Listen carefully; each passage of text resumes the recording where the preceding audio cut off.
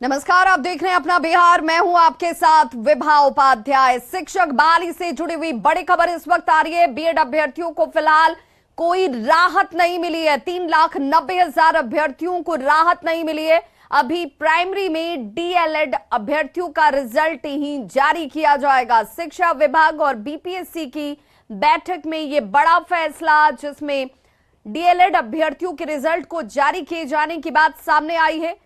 करीब 1.5 घंटे तक बीपीएससी कार्यालय में यह बैठक चली है। डीएलएड अभ्यर्थियों का रिजल्ट 14 सितंबर को जारी किया जाएगा।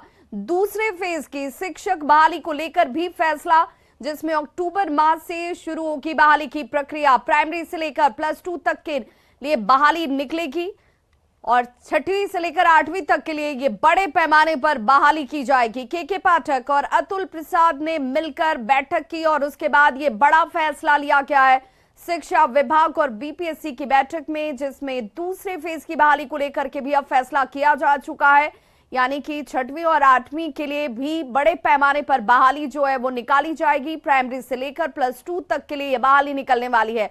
तो एक तरफ जहां बड़ी राहत अन्य उन शिक्षकों के लिए जो इसका इंतजार कर रहे थे, दूसरी तरफ जो तमाम अभ्यर्थी बीएड किए हुए अभ्यर्थी थे, उनके लिए राहत की खबर इस वक्त नहीं है, क्योंकि ये बड़ा फैसला जिसमें 3,90,000 अभ्यर्थियों को राहत नहीं मिल पाई है।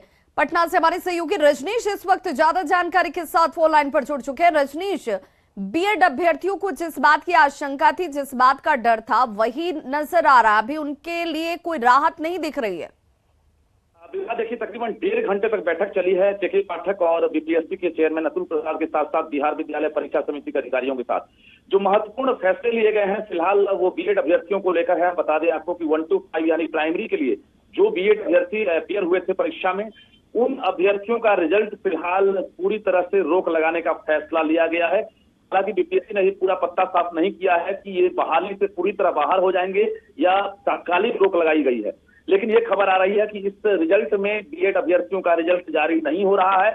मेरिट लिस्ट जो है सिर्फ और सिर्फ डीएलएड अभ्यर्थी जो 1 to 5 में शामिल हुए हैं उनका जारी किया जाएगा। यानी पहले माध्यमिक उच्च माध्यमिक का रिजल्ट जारी होगा, उसके ठीक 3 दिनों बाद जो डीएलएड 1 to 5 वाले जो प्राइमरी अभ्यर्थी हैं उनका रिजल्ट जारी होगा। दूसरी बड़ी खबर है, जो बिहार बोर्ड के अधिकारी हैं उनसे ये राय ली गई थी कि रिजल्ट पहले जारी करेंगे अगर आप जब तक डीएलएड और एसटीईटी का रिजल्ट जारी नहीं करेंगे।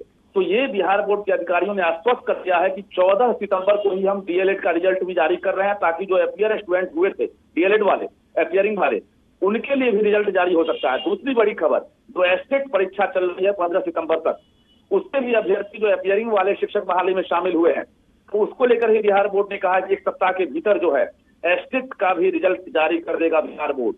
तो कुल मिलाकर ये संशय भी खत्म हो गया है कि अपियरिंग कैंडिडेट जो डीएलएड वाले हैं या बीएड वाले हैं उनको लेकर क्या फैसला होगा। फैसला ये हुआ है कि डीएलएड का भी रिजल्ट जारी होगा, मेरिट सिर्फ डीएलएड का जारी होगा, और बीएड वाले एक तरह से फिलहाल अभी बाहर माने जाएंगे क्योंकि उनका रिजल्ट अभी रोक लगा दिया गया है। दूसरी बड़ी बात की शिक्षक बहाली की दूसरे फेज की बहाली प्रक्रिया भी शुरू होगी। के पाठक ने मान लिया है और अतुल प्रसाद के बीच एक तरह से फाइनल हो गया है कि अब ठीक इस बहाली के तुरंत बाद जो है दूसरे फेज की बहाली होगी, जिसमें 6 to 8 को ज्यादातर मौका दिया जाएगा। यानी 6 to 8 वाली बहाली के इंतजार में जो अभ्यर्थी थे उनके लिए बड़े पैमाने पर सभी विषयों की रिक्तियां दी जाएगी। दूसरी तरफ 1 to 12 तक यानी प्राइमरी से लेकर उच्चतर माध्यमिक तक की वैकेंसी जारी होगी। यानी तुरंत जो है विज्ञापन को लेकर अब आयोग जो है तैयारी में जुट गया है, शिक्षा विभाग रिक्तियां देगा। उसके बाद अक्टूबर में माना जा रहा है कि बहाली प्रक्रिया शुरू हो जाएगी। तो जो बीएड अभ्यर्थी हैं, सीटेट बीटेट एस्टेट वाले, वो इंतजार में हैं और निश्चित रूप से इस बहाली से वंचित अभ्यर्थियों को दूसरी फेज की बहाली में फिर से एक बार मौका जरूर मिलता हुआ नजर आएगा। बहुत बहुत शुक्रिया रजनीश इस तमाम जानकारी के लिए। और दूसरी बड़ी खबर, जिसमें सनातन पर सियासी बवाल जो है वो लगातार जारी है। डीएमके नेता पोन मुड़ी का विवादास्पद बयान, जिसमें आईएनडीआईए को सनातन के खिलाफ उन्होंने बता दिया। सनातन के विरोध में ही गठबंधन बनाया गया है, सनातन के खिलाफ हमारी लड़ाई है, पोन मुड़ी ये कहते नजर आए। सनातन से लड़ाई के लिए ही गठबंधन ये बना है, सभी दल सनातन के खिलाफ लड़ाई में एकजुट भी हैं, लड़ाई के लिए हमें सियासी ताकत की जरूरत है, ये कहते हुए नजर आए पोन मुड़ी। கருத்து வேறுபாடுகள் இருக்கலாம், ஆனால் இந்த சனாதனத்தை எதிர்க்க வேண்டும் என்பதிலே யாருக்கும் எந்த வேறுபட்ட கருத்தும் இல்லை. இதில் இருப்பவர்கள் எல்லாம் சமத்துவத்தை உருவாக்க வேண்டும். மத இன சிறுபான்மை சமுதாயத்தை காப்பாற்ற வேண்டும். ஆண் பெண் சமத்துவத்தை காப்பாற்ற வேண்டும். இந்த சமூக சிந்தனையோடு இந்த இயக்கத்தை உருவாக்க வேண்டும் என்பதுதான் இன்று 26 கட்சிகள் உருவாக்கி இருக்கிற இந்த இந்தியா கூட்டணியினுடைய நோக்கம். அவை வந்திருக்கிற நீங்கள் எல்லாம் तो सनातन धर्म पर डीएमके नेता पोनमुड़ी के बयान का कांग्रेस विधायक प्रतिमा दास ने भी समर्थन कर दिया है। हालांकि जेडीयू प्रवक्ता नीरज कुमार ने पोनमुड़ी के बयान को अपवाद करार दिया, जबकि बीजेपी ने पोनमुड़ी के बयान को लेकर आईएनडीआईए गठबंधन पर जोरदार हमला किया है। उचित मानती हूँ, चूंकि सनातन धर्म की जो कुरीतियां हैं, अभी हाल ही में हम लोगों ने जन्माष्टमी के अवसर पर बुंदेलखंड की महारानी जोगेश्वरी देवी को जिस तरीके से धक्का मार करके मंदिर से बाहर निकाला गया, जबकि ये परंपरा है कि महाराज परिवार के लोग गर्भगृह में पहला आरती उनके द्वारा किया जाता है और उनको मंदिर से धक्का देके बाहर किया जाता है और उन पर बजाबते एफआईआर दर्ज किया जाता है कि आप सरकारी काम में आपने बाधा उत्पन्न किया और उनका बेल रिजेक्ट हो जाता है। तो ये तो सनातन धर्म के ही देन है। दूसरी बात है कि देश में मोदी मेड संविधान की शुरुआत करने की कोशिश की जा रही है। विगत 9 वर्षों में देश का जो माहौल भाजपा और आरएसएस के लोगों ने बिगाड़ दिया है, उसके बाद से ही सनातन धर्म के खिलाफ उंगली उठना शुरू हो गया। उनके मुंह पर सच आ गया। सच्चाई यही है कि घमंडिया गठबंधन का फॉर्मेशन ही, उनका गठन ही सनातन का नाश करने के उद्देश्य से हुआ है। लेकिन इस देश में मुगल आए, अंग्रेज आए, सनातन का नाश नहीं कर पाए। ये के पोनमुड़ी क्या कर पाएंगे? इनसे संभव नहीं। और ये याद रखिए कि ये इनकी साजिश है इस देश में दंगा भड़काने की, और जिस दिन इस तरह का ये काम करेंगे उनके ताबूत में आखिरी कील ठोक दिया जाएगा। अपवाद संवाद नहीं हो सकता। इंडिया गठबंधन ने स्पष्ट रूप से कहा है कि देश के संविधान की रक्षा के लिए, देश के संवैधानिक मूल्यों की रक्षा के लिए, सभी धर्मों का पर भरोसा और विश्वास, परंपराओं के प्रति सम्मान का भाव है, यही इंडिया की मूल पूंजी है।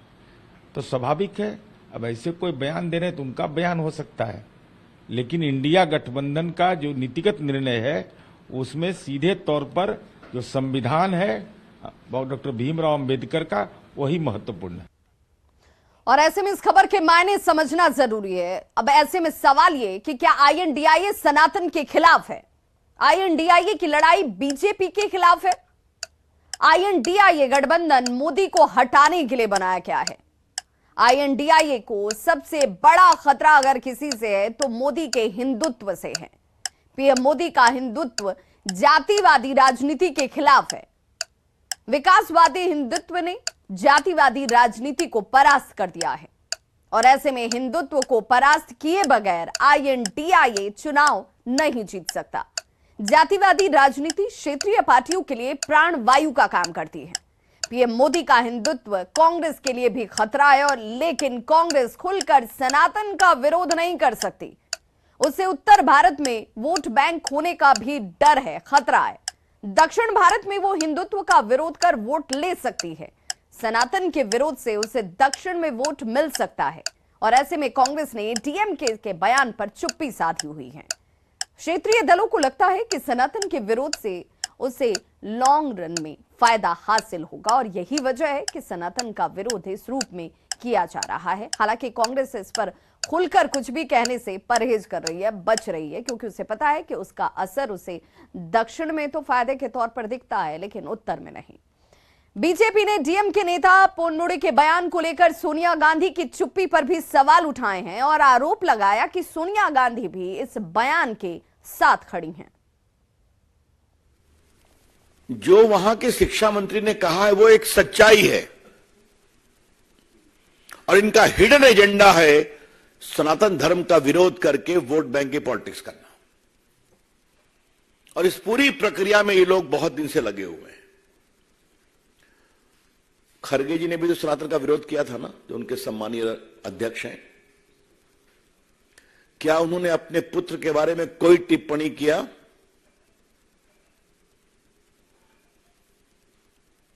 ये लोग एवरी रिलीजन की बात करके लिपापोती करते हैं। मैं कांग्रेस पार्टी से पूछता हूं और इस गठबंधन से पूछता हूं, क्या किसी और आस्था के देवों का आलोचना करने का इनका अधिकार है? इनकी हिम्मत है? बाकी सब पर खामोशी और सनातन का खुला बेशर्मी भरा, निकृष्ट, अमर्यादित, क्या मैं आलोचना तो कहना भी आलोचना को शर्मिंदा करना होगा। यह बहुत पीड़ादायक है।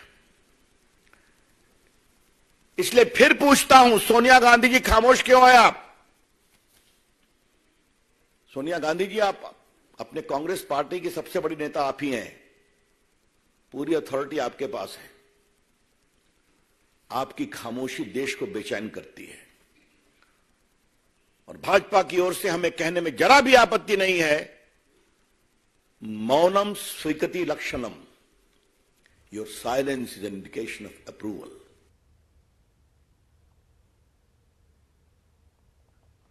और इसी बीच एक बड़ी खबर पटना से आ रही है, जहां नीतीश कुमार के सरकारी आवास के बाहर जेडीयू के कार्यकर्ताओं ने नारेबाजी की है और नारेबाजी करते हुए उन्होंने कहा कि देश का पीएम कैसा हो, नीतीश कुमार के जैसा हो। ये नारेबाजी जो है वो मुख्यमंत्री नीतीश कुमार के आवास के बाहर करते हुए कार्यकर्ता आपको नजर आ रहे होंगे। करने मार्ग स्थित सीएम आवास की ये तस्वीर, जहां पर कार्यकर्ता जो हैं वो नारेबाजी कर रहे हैं। और आपको ये भी बताते चलें कि सीएम आज प्रखंड प्रमुखों के साथ बैठक कर रहे हैं और बैठक में शामिल होने के पहले कई प्रखंड प्रमुखों ने ये नारेबाजी की, जिसकी तस्वीर इस वक्त आपके टीवी स्क्रीन पर है। प्रधानमंत्री कैसा हो? नीतीश कुमार जैसा हो। नीतीश कुमार जिंदाबाद, जिंदाबाद, जिंदाबाद। नीतीश कुमार जिंदाबाद, जिंदाबाद, जिंदाबाद। नीतीश कुमार जिंदाबाद, जिंदाबाद, जिंदाबाद। इसका प्रधानमंत्री कैसा हो? तो ये तस्वीर अब अपने आप में सोचने पर विवश करती है। एक तरफ मुख्यमंत्री नीतीश कुमार लगातार ये कहते रहे हैं कि उनकी कोई इच्छा नहीं है, कोई महत्वाकांक्षा नहीं है, वो सिर्फ INDA गठबंधन को एकजुट साथ कर चलने का प्रयास कर रहे हैं। लेकिन दूसरी तरफ अब देखिए, जो प्रखंड प्रमुखों के साथ सीएम नीतीश कुमार बैठक कर रहे हैं, उन प्रखंड प्रमुखों की तरफ से नारेबाजी की गई और क्या कुछ वो कह रहे हैं, जरा वो सुन लीजिए। तो ये प्रखंड प्रमुख जो है वो नारेबाजी करते हुए कह रहे हैं कि देश का पीएम कैसा हो, नीतीश कुमार के जैसा हो, वो नीतीश कुमार के जैसा हो जो नीतीश कुमार खुद ये कहते रहे कि वो इसके इच्छुक नहीं है। उन्होंने खुले तौर पर मीडिया के सवालों के बीच, लोगों के बीच ये बार बार कहा है कि वो प्रधानमंत्री नहीं बनना चाहते हैं, ना ही उसकी कोई लालसा है, ना कोई इच्छा है। अगर कोई कुछ कह देता है तो उसकी व्यक्तिगत भावना हो सकती है, लेकिन ये उस आवास के बाहर प्रखंड प्रमुखों की तरफ से नारेबाजी, जो जिनके साथ इस वक्त मुख्यमंत्री नीतीश कुमार अपने उसी आवास पर बैठक कर रहे हैं। प्रधानमंत्री कैसा हो? नीतीश कुमार जैसा। वहीं जेडीयू अध्यक्ष ललन सिंह की तरफ से भी बड़ा बयान सामने आया। नीतीश देश के नेतृत्व के लिए खड़े हैं। नीतीश का लंबा सार्वजनिक जीवन रहा है। नीतीश के दामन पर कोई दाग नहीं है। सेवा ही नीतीश कुमार का धर्म है, और ये कहा जा रहा है ललन सिंह की तरफ से। और ललन सिंह के बयान, दूसरी तरफ प्रखंड प्रमुखों की तरफ से नारेबाजी। अब सियासत में इन तमाम बयानों के मायने हैं। सबों ने एक ऐसा नेता इस देश को, बिहार को दिया है, जो पूरे देश का, बिहार का नेतृत्व तो कर ही रहे हैं, पूरे देश का नेतृत्व करने के लिए आज खड़ा है। यहां से विधायक भी रहे वो, 5 बार सांसद भी रहे, और सिर्फ सांसद नहीं रहे, सांसद रहते हुए भारत सरकार में रेल मंत्री रहे, कृषि मंत्री रहे, भूतल परिवहन मंत्री रहे, और इतने दिनों तक केंद्रीय सरकार में मंत्री रहने के बावजूद आज तक किसी माई का लाल का साहस नहीं हुआ कि नीतीश कुमार के कपड़े पर कोई दाग दिखा दे। तो जेडीयू अध्यक्ष ललन सिंह को आप सुन रहे थे। अब ऐसे में इस बयान के मायने को समझना जरूरी है। ये नारेबाजी आखिर क्या कहती है? पद की दावेदारी की बात को नीतीश कुमार 1-2 बार नहीं, कई बार खारिज कर चुके हैं। सीएम नीतीश ये खुद कह चुके हैं कि वो पीएम पद की इस रेस में नहीं है। सीएम नीतीश कह चुके हैं कि वो कोई पद चाहते ही नहीं है। सीएम नीतीश कुमार ये कह चुके हैं कि वो सबको एक साथ एकजुट करना चाहते हैं, और यही वो मुहिम में लगे हुए हैं। ऐसे में जेडीयू के नेता आखिर बार बार उन्हें पीएम मटेरियल क्यों बता रहे हैं? जेडीयू नेता क्यों नीतीश कुमार को पीएम पद के योग्य बता रहे हैं? कार्यकर्ताओं की तरफ से यह बार बार नारेबाजी क्यों की जा रही है? इसका जवाब यह हो सकता है कि जेडीयू कांग्रेस पर दबाव बनाने की राजनीति कर रही है, क्योंकि सीट शेयरिंग में बेहतर डील को लेकर यह दबाव काम कर सकता है, क्योंकि अब सीट शेयरिंग की ही बारी है, जो कि सबसे बड़ी पेच है। चुनाव के बाद भी ज्यादा शेयर के लिए यह दबाव डाला जा सकता है और यही वजह है कि इस तरह की नारेबाजी इस वक्त हो रही है। ललन सिंह के बयान पर बिहार की सियासी हलचल जो है वो साफ महसूस की जा सकती है। आरजेडी इस पर संभल कर बयान दे रही है। सही है कि इंडिया गठबंधन में कई लोग हैं जो कई पात्रता रखते हैं। बिहार के माननीय मुख्यमंत्री नीतीश कुमार जी सबसे वरिष्ठतम मुख्यमंत्रियों में से एक हैं। केंद्र और राज्य दोनों चलाने का अनुभव है, तो किसी पद की पात्रता पर इन नेताओं पर कोई सवाल नहीं खड़ा कर सकता। जो वर्तमान वाले अभी देश के प्रधानमंत्री हैं, उनसे कई अधिक योग्यता रखने वाले, हर क्षेत्रों में अनुभव रखने वाले इंडिया गठबंधन के घटक दल में नेता मौजूद हैं। तो देखिए, INDIA की कोऑर्डिनेशन कमेटी की बैठक होने वाली है 13 सितंबर को दिल्ली में। ये बैठक होगी, यानी कि कल 13 सितंबर की वो तारीख जब दिल्ली में ये महत्वपूर्ण बैठक कोऑर्डिनेशन कमेटी की होने वाली है। और कोऑर्डिनेशन कमेटी की ये पहली बैठक है जो दिल्ली में हो रही है। आगामी चुनाव की रणनीति पर चर्चा बेहद महत्वपूर्ण मानी जा रही है। माना जा रहा है कि इस कोऑर्डिनेशन कमेटी की बैठक का एजेंडा ही यही है कि आगामी रणनीति, जो लोकसभा चुनाव होने वाले हैं और जो जिन राज्यों में विधानसभा के चुनाव होने वाले हैं, उससे लेकर ये चर्चा की जाएगी। सीट शेयरिंग को लेकर बातचीत संभव है। इसमें 14 सदस्यीय कोऑर्डिनेशन कमेटी की बैठक आगामी लोकसभा और विधानसभा चुनाव के मद्देनजर महत्वपूर्ण हो जाती है। विपक्षी पार्टियों का गठबंधन INDIA ने इसे लेकर अपनी तमाम तैयारियां जो हैं वो तेज कर दी हैं। दिल्ली में ये बड़ी बैठक कल होने जा रही है।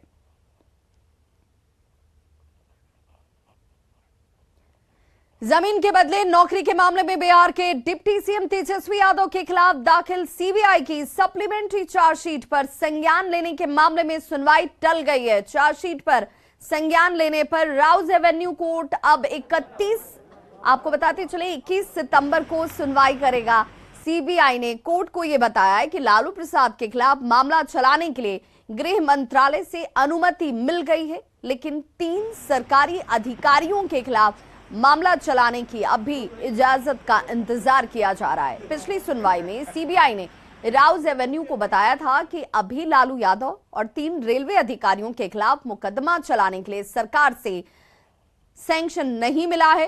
3 जुलाई को CBI ने लैंड फॉर जॉब स्कैम मामले में सप्लीमेंट्री चार्जशीट दाखिल की थी। इस नई चार्जशीट में तेजस्वी का नाम पहली बार आया और इसमें लालू यादव और राबड़ी देवी समेत 16 लोगों के नाम शामिल हैं, जिसमें रेलवे के अधिकारी और नौकरी लेने वालों के नाम भी शामिल किए गए हैं। पूर्व मुख्यमंत्री लालू प्रसाद यादव पर साल 2004 से 2009 के दौरान रेल मंत्री रहते हुए रेलवे के ग्रुप डी अभ्यर्थियों से जमीन लेकर नौकरी देने का आरोप लगा था, जिसके बाद CBI ने इस पूरे मामले में लालू यादव, उनकी पत्नी राबड़ी देवी, तेजस्वी यादव समेत 16 लोगों के खिलाफ केस दर्ज किया था।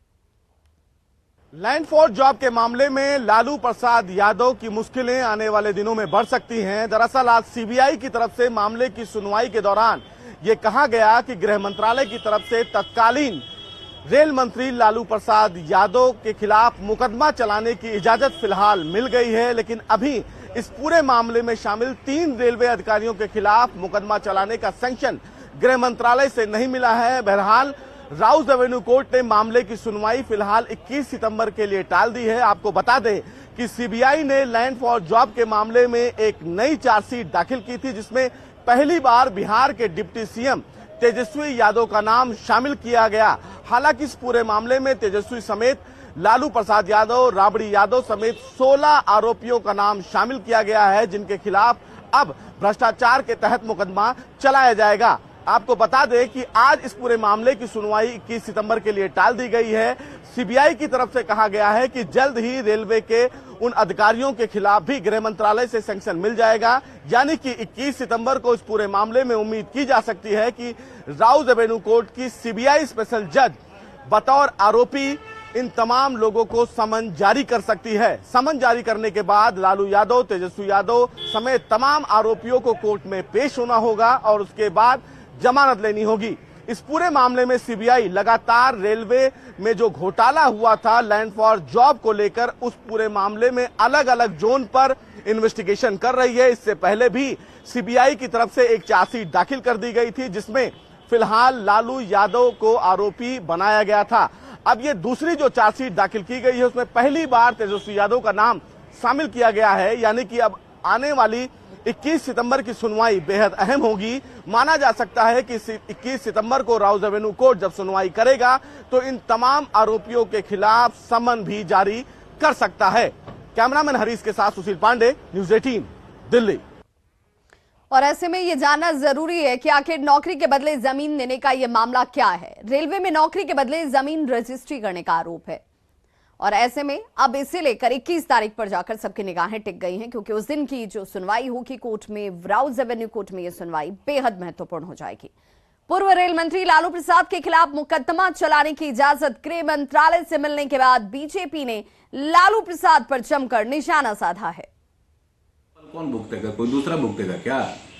आपने चारा घोटाला किया, आपने अपने परिवार के नाम पर करोड़ों अरबों खरबों की संपत्ति एकत्रित की, तो इसका परिणाम कौन भोगेगा? कोई दूसरा लोग भोगेगा? तो लालू यादव जी ने जो किया है उसका परिणाम उनको भोगना पड़ेगा। तो इस बुलेटिन में बस इतना ही, लेकिन न्यूज़ 18 बिहार झारखंड पर खबरों का सिलसिला लगातार जारी है।